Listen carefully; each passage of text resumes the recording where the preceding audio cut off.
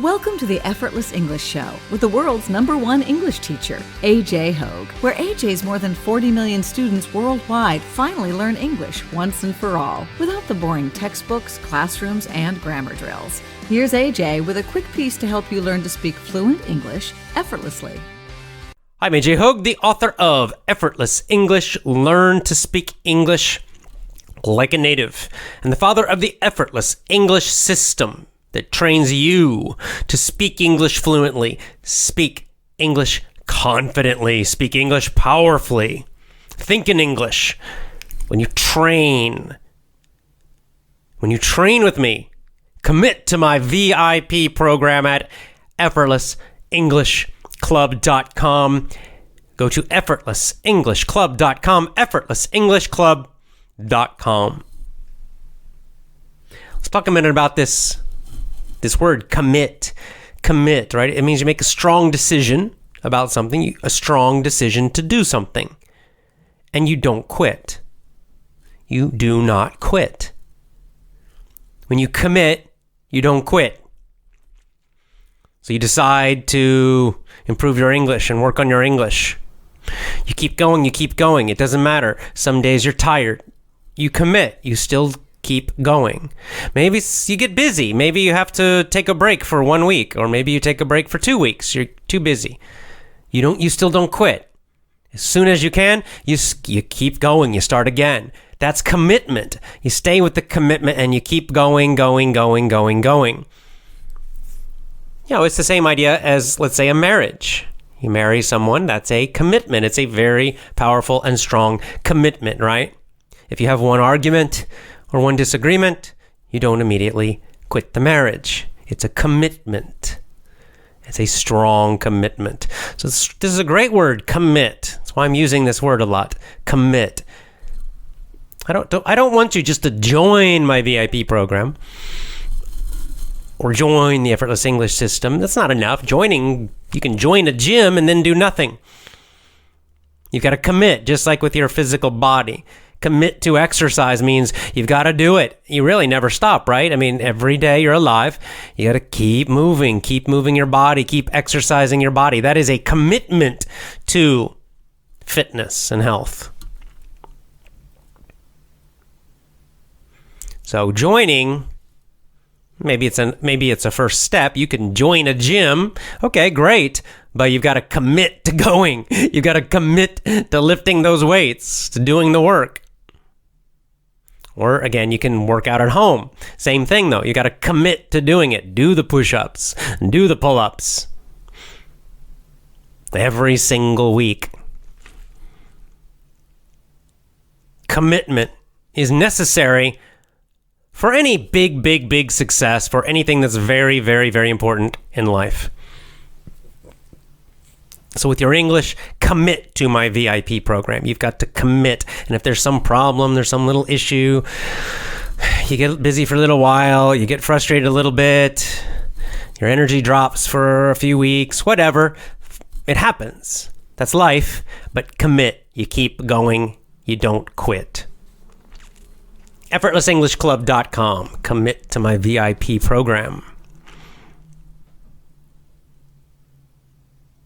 Not just English, commit to true education. I'm going to continue that discussion today about true education. Yesterday I talked a bit about truth and truth-seeking. True education. True education is focused on truth and truth-seeking. That's the learning and the knowledge part. Today, I want to talk in a bigger, more general way.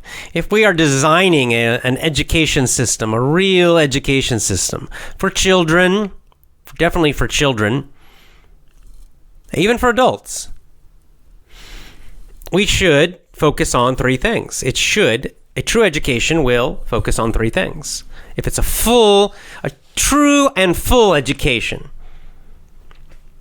body, spirit, and mind. Body, spirit, and mind. You've got to educate. With children, for example, you've got to educate them about their body. What does that mean? It means health and fitness. That's super important for life. Super important for life. It's probably more important than, writing skills even. If you're not healthy, then you're probably going to have an unhappy life.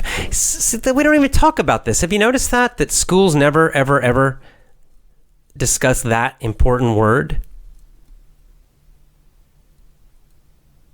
When you're thinking about your own children,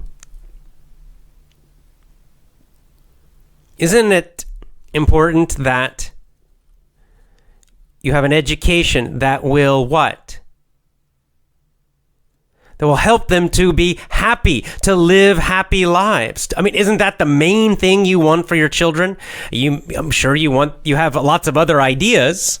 You want them to be successful. You want them to have freedom. You want them to, meet a great boy or girl and have their own family. There are a lot of things you probably want, but why do you want those things for them? Why do you hope for those things for your children? Well, probably because you think those things will make them happy. Right? I mean, if you get down to the root, what is it you most want for your children, for their whole life? You want them to have a happy, meaningful life, right? A happy, meaningful life. I mean, that's what I think of as the most basic thing. And even for yourself, I mean, isn't that what you most want for yourself?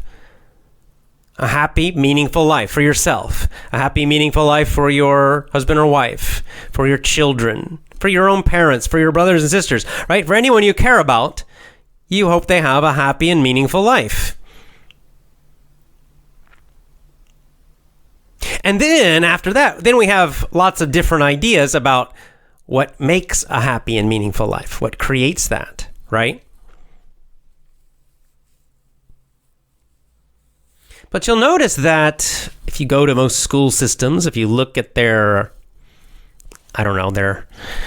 manual, their policies, all this stuff, they don't talk about meaning and happiness, right? They don't talk about, the purpose of school is to train children, to teach children, educate children, so they will live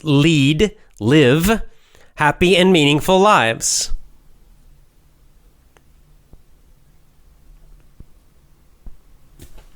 Happiness. They never talk about happiness. They don't talk about, test scores. They talk about academic excellence. They talk about all these other things, but not happiness. What good is all that if you have no meaning and no happiness in your life?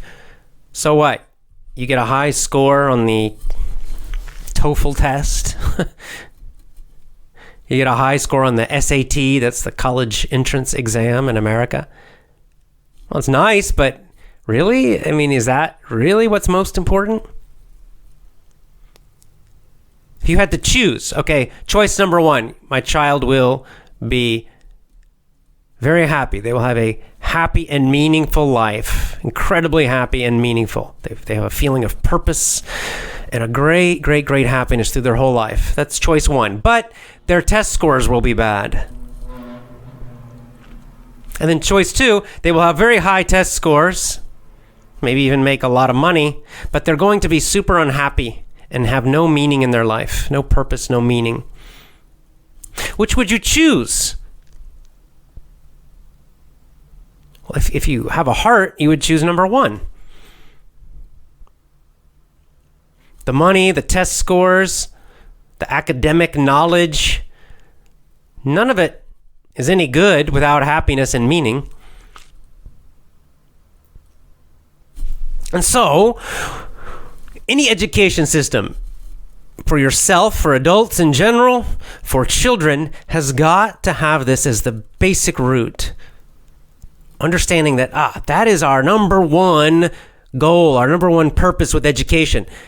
To teach and train them so that they will hopefully have the best chance to live happy and meaningful lives. And then after that, you can add other things.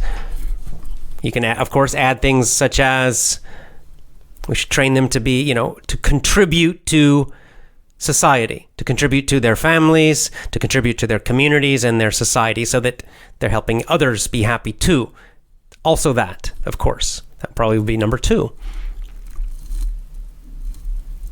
So anytime you're looking at school, a curriculum, a system of education, methods, you should ask those two questions. Is this helping them, or will this help them live happy, meaningful lives? Will this help them contribute and help others live happy and meaningful lives? Or not really? Most modern schools, most of what they do is not really. And some of it actually creates unhappiness. A lot of it actually creates unhappiness, creates unhappy children, creates unhappy adults, and creates a feeling of having no purpose, no meaning in life. The exact opposite of what real education should do. So that brings me back to my ideas about true education. Well, to have happiness, we need to have health in our bodies, a kind of physical health. It certainly helps. Maybe it's not totally necessary. You can be happy and unhealthy, but it's harder, much harder. We need spiritual health, which includes virtue. That gives us great meaning in our life. And meaning is probably the main thing that gives us that feeling of happiness long term. And then our minds, right? We do need knowledge about how to live well and to contribute. So the easy way to say this: body, spirit, and mind. Education, true education, should focus on all three. Starting with body. Especially with children, they need to learn how to be healthy. Now, this starts with basics like cooking skills. Not taught in schools much anymore, but should be. I mean, how many? This is a joke in America. Most people now just can't cook. They don't know how to cook. And also, not only cooking, but nutrition. Natural food nutrition. And this is, as I said, in my own country of the United States, this is a crisis, a huge, literally, crisis of fat, of obesity, of bad health. So education absolutely should teach health so that as children grow up, they know how to take care of their bodies, how to have healthy bodies. And of course, the two parts of that are nutrition, eating, and the other part is, fitness, exercise. So cooking, natural foods, what are healthy foods, what are unhealthy foods? Why are processed foods so bad? Why is processed sugar so terrible?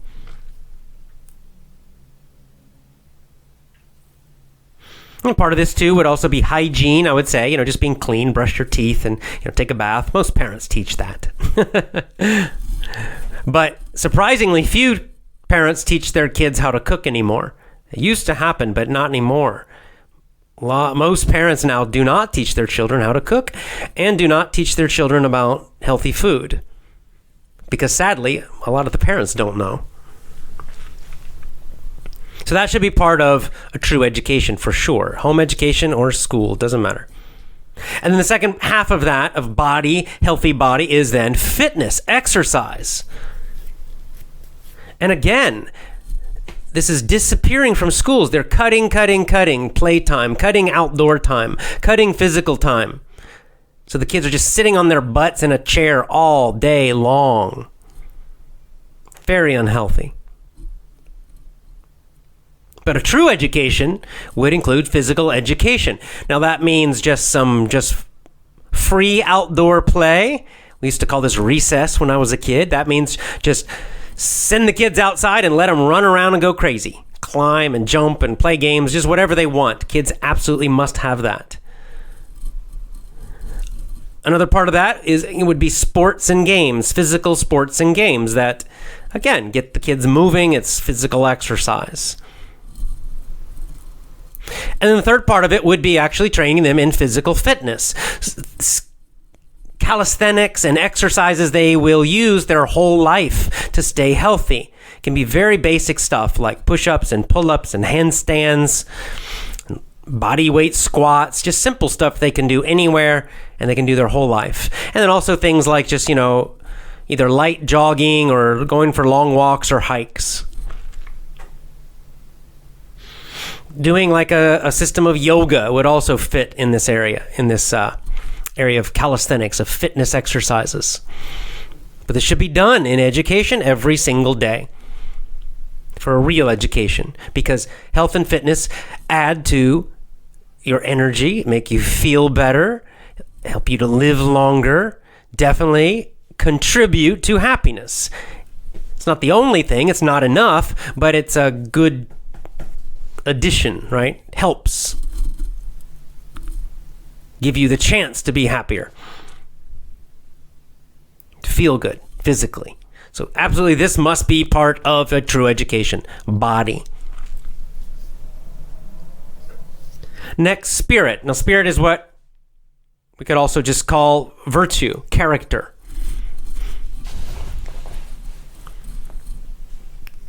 Maybe the most important one, this one. For having a life of meaning and purpose and happiness, this is probably the most important one. Again, schools don't teach it at all. So this would include, number one, prayer and meditation. Absolutely. Now, starting with children, simple methods of doing this. And of course, it would depend on, your family's spiritual practice or your family's religion or, wherever or the community, whatever, right? It would be different for each one, but some system of prayer and meditation. Number two, virtues. Virtues. You have to teach and train those virtues. Again, there are different systems of virtues, different lists of virtues you could choose as the most important ones. I've mentioned the cardinal virtues many times, the 4 or 5 that Plato originally described. Those were also those were very popular and used throughout history in Europe, or really the whole Mediterranean, not just Europe, for over 2,000 years. And then over in the East, you've got the Eightfold Path. You've got the Yamas and Niyamas. But some system of virtue and virtues.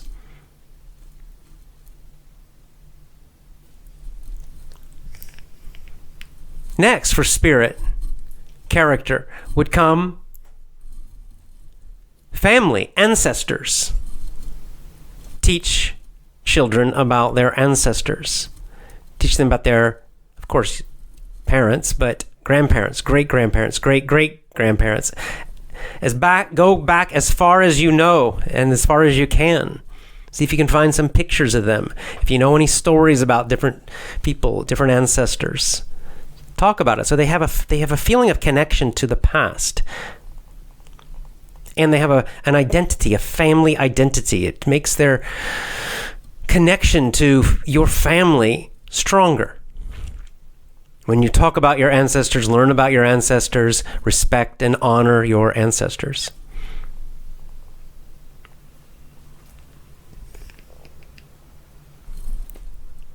Social skills is part of virtue too. Social skills, basic communication skills. For example, how do you solve a conflict, right? You've got two people, let's say in the family.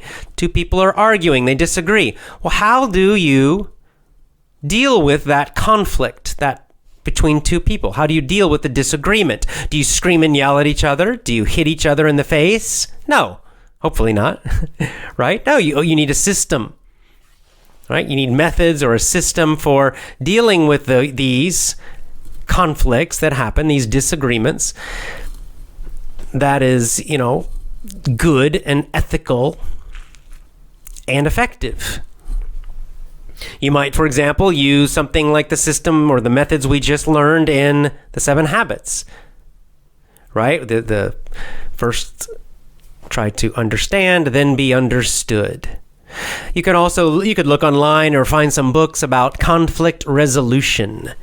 To resolve means to solve a problem.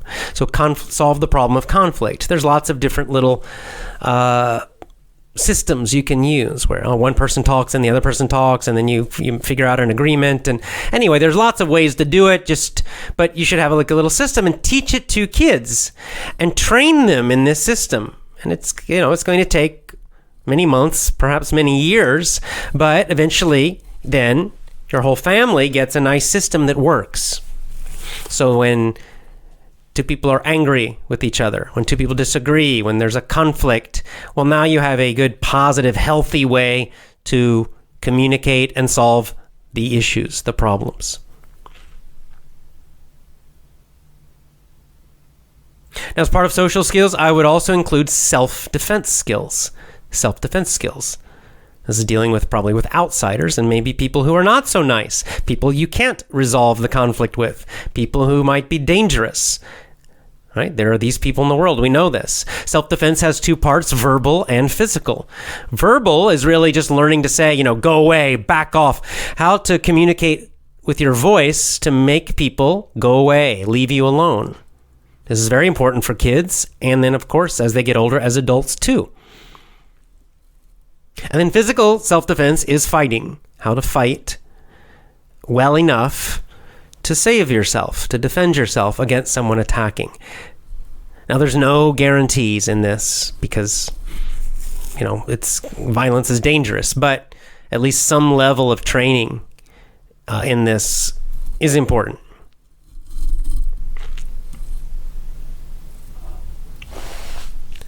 So that's the training of spirit. And then finally, true education, mind. Now, this is what most people think of education. This is what I was talking about yesterday. Really, most of the topics I was talking about yesterday are in this category of training the mind. This is knowledge, this is experience, this is skills, right? The mental and intellectual things we learn. This is what schools focus on. So the schools are missing two. So this is where, reading and writing and rhetoric, which is, persuasion, mathematics, arithmetic, natural science, logic, literature, language, all these things, right?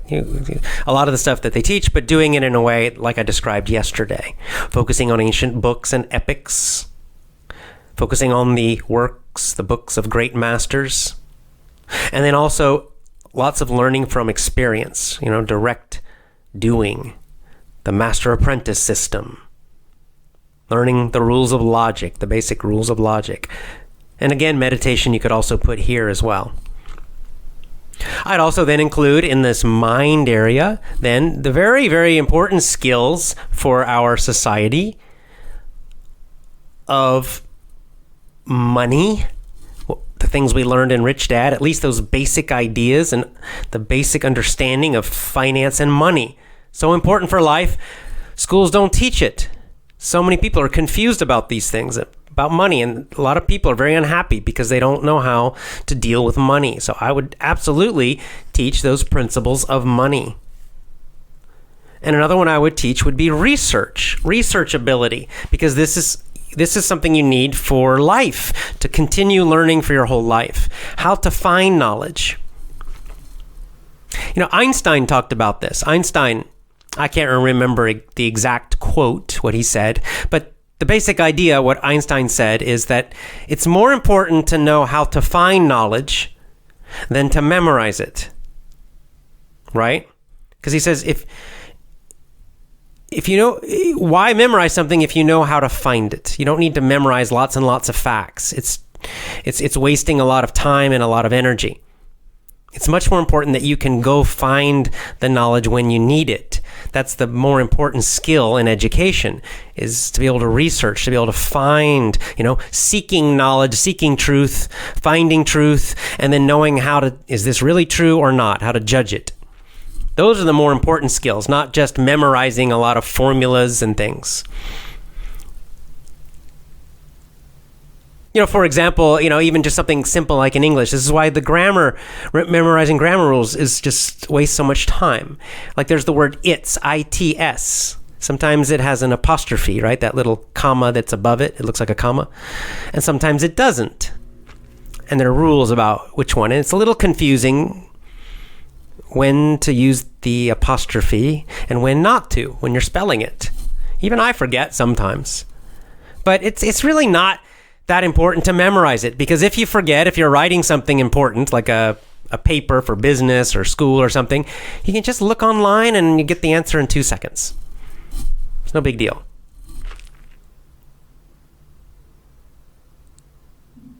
So teaching kids how to do research, how to judge truthfulness, how to understand knowledge, all of this, very, very, very, very important also. So that's mind training. And then this gives us these three together now. That's really a full, true education for children. And then, of course, you can follow this same thing as an adult, because all of this should continue for life. Physical health. In fact, that becomes more important as you get older. When you're 20, you can eat junk food.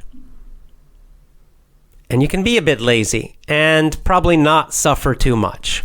Probably not so much suffering at 18 or 19 or 20 years old when you abuse your body. But when you are 60 years old, all of this is super important, because if you eat junk food when you're 60 and garbage, and if you just sit around and you don't exercise, you're going to have a lot of problems, a lot of pain in your body, probably a lot of diseases, a lot of sickness, and it's going to get worse and worse and worse every year you get older. If you're over 40, you know this already. Okay? So, it's much better if you just start when you're young, because then you'll keep that strong health as you get older. You have those strong habits. So definitely, this is something that continues, right? It doesn't stop. In fact, it becomes even more important as you get older. This body education, these skills, this knowledge, the practice of physical health. So that part of education for your body, more and more important as you get older. Virtue, same thing. The thing about the virtues is that, you're never perfect. You can always be better, right? They're about being a good person. So unless you become a saint or a Buddha, well, congratulations to you. But if not, then you probably can still always improve. You can always become more virtuous, right? More wise, more strong, more honest, more compassionate, have better judgment, etc. You can always improve your social skills, dealing with other people, your leadership skills, your parenting skills and abilities. Right? It's possible your whole life to continue becoming a better and better and better and better person.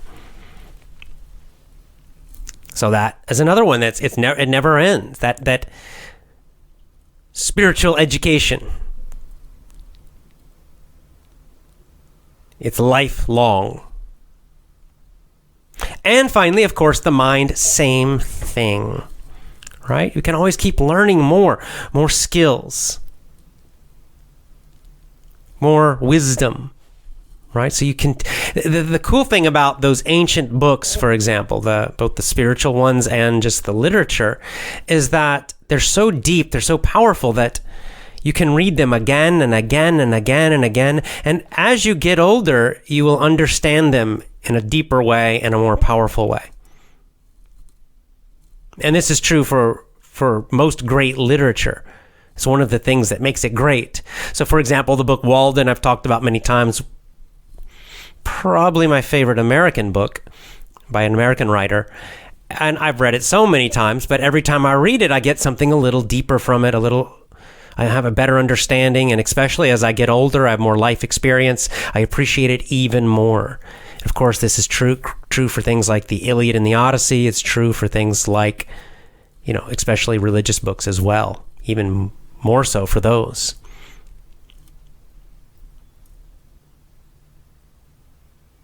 So again, and then of course, just very practically, just those practical skills of, learning about money. That's something you can always improve with, so that you have more and more mastery of money. Not to be greedy, not to get more, but just so that you have more economic freedom, right? And because that freedom gives you then the time to do other things that are more important.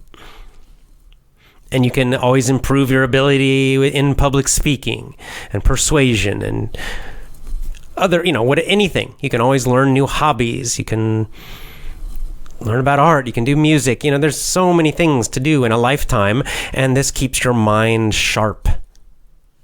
So again, shouldn't stop. It should never stop. This is one of the great joys of life, learning. So body, spirit, and mind are lifelong.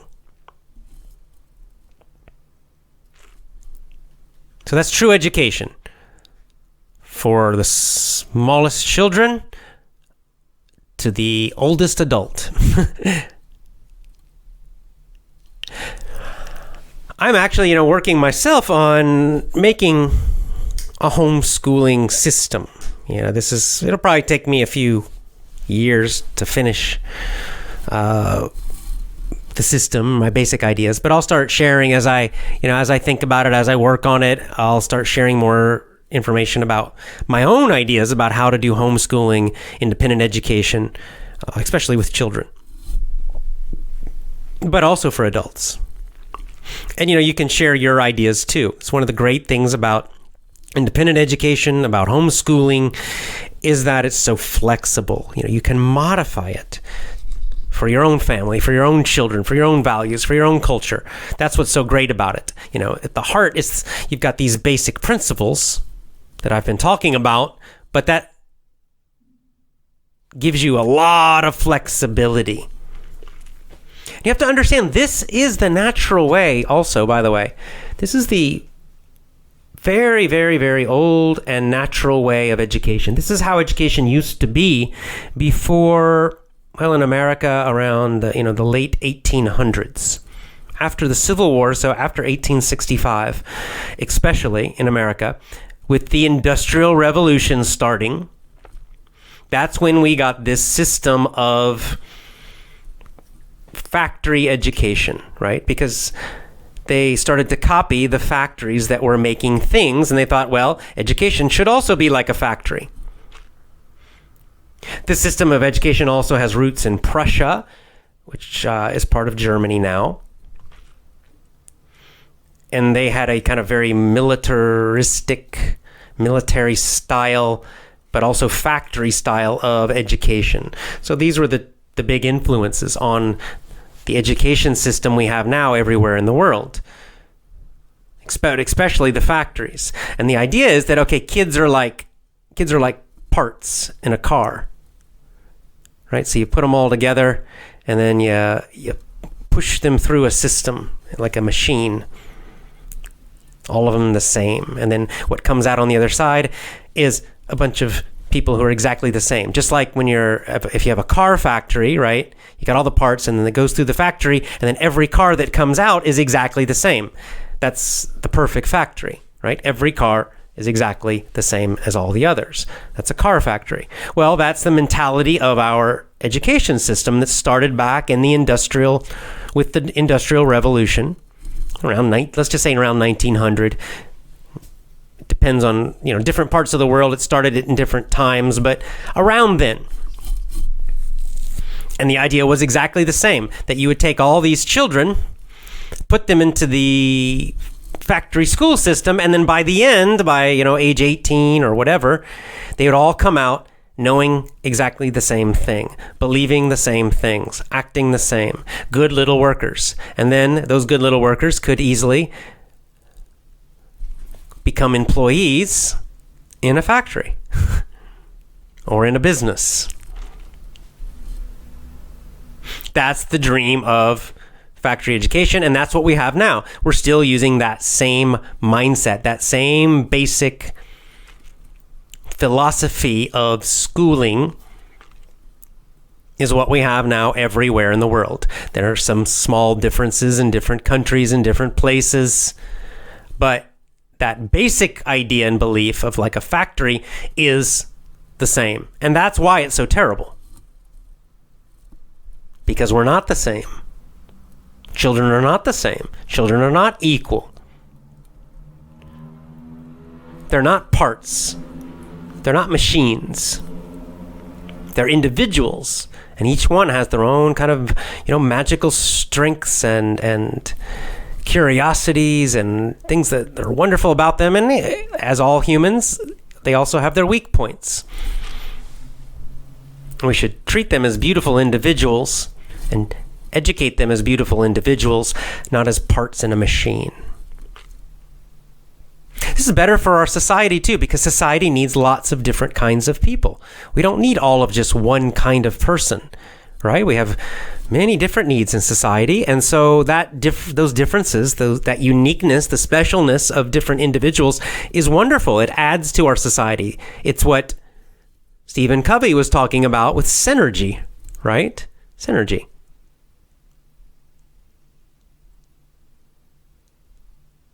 It's the power when you have all these individuals that have differences, but then they come together and they cooperate, and each one's adding their own special power, their own special strength, and it makes the whole group much better, much stronger, much more creative.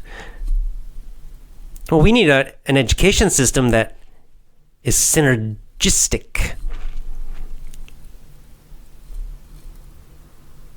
that recognizes the individual talents and creativity and specialness of each child, each person, and encourages it. That's what this is. That's what I'm describing, and that's what I want, and that's what I'm trying to create myself for homeschooling, and I definitely will share it with you as I develop it myself, not as the one true system, but just as a pattern, a method that you also could follow, and then you could change it or adjust it as you want to.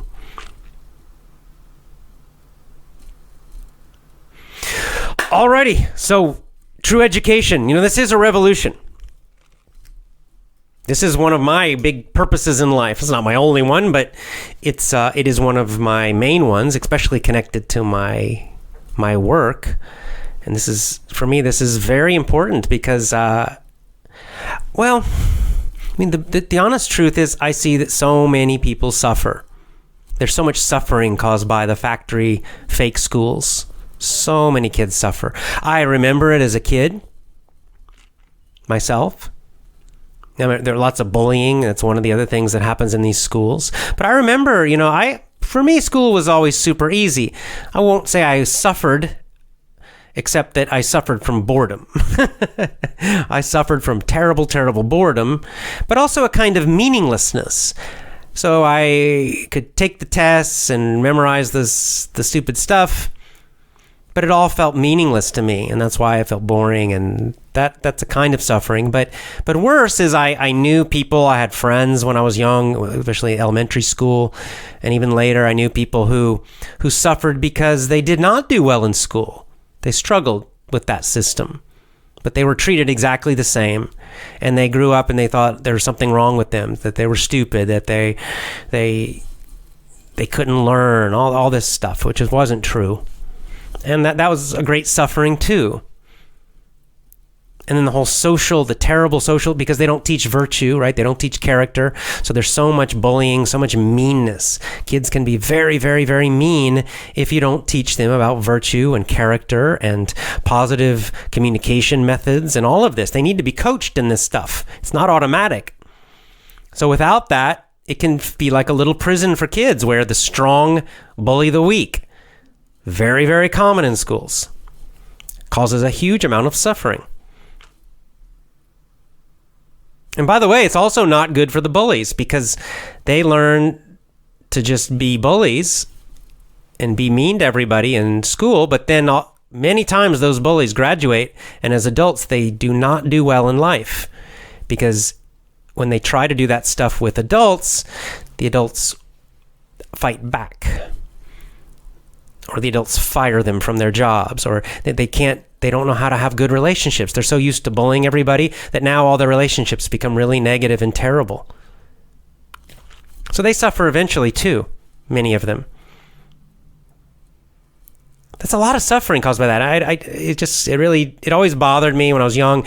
And when I became a teacher, then it really began to upset me because I saw it as a teacher from the teacher's point of view. And then I felt responsible. I felt like, well, it's my job to change this. I have to do something.